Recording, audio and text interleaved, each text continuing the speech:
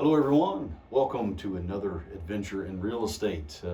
It's the middle of the month, guys, so here we are talking about just sort of a recap of where we were last month, kind of how things finished up, and kind of what maybe we might be looking at here as we move forward. So as we do every month, here we go.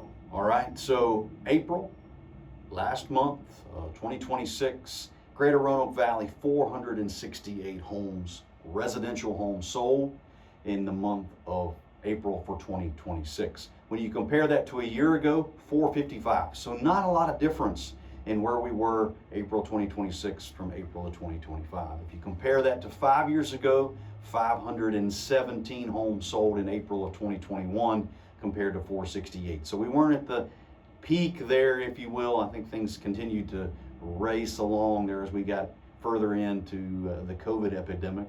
But when we think about what's going on in this market right now, I would tell you things have been pretty steady, just very steady. We break things down even further. We look at Franklin County here. You're looking at 65 homes in Franklin County in April of 2026. April of 2025, we were at 61. April of 2021, we were at 67, okay? When you look at residential homes, waterfront homes on Smith Mountain Lake, at 24 in April of 2026 compared to 15 in April of 2025, 29 in April of 2021. So it gives you a little bit of a snapshot as to kind of where we were at in this month, April, compared to last year and 5 years ago. When we talk about the pace of the market, we look at days on market for those homes that sold in April, the Greater Roanoke Valley, those homes that sold, we're looking at 69 is the days on market for that 468 homes. If you were to compare that to where we were last month, 68. So guys, it's really not a lot of difference when you look at homes sold in April of 2026 versus homes sold in April or March of 2026 as far as days on market. Not a lot of difference. So again, the theme here is steady. We're just steady, steady, steady.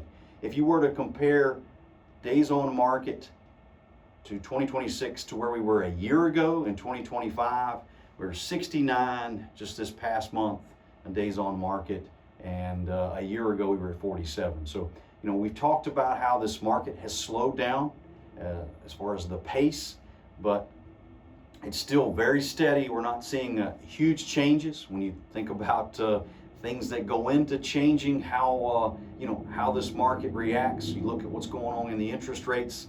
Most folks right now are in that 6.5% interest rate is what we're looking at, give or take. Again, that becomes very specific to the individual that we're talking about, and it's getting that quote coming out there. But on an average, we're looking around 6.5, give or take a little bit when you do that.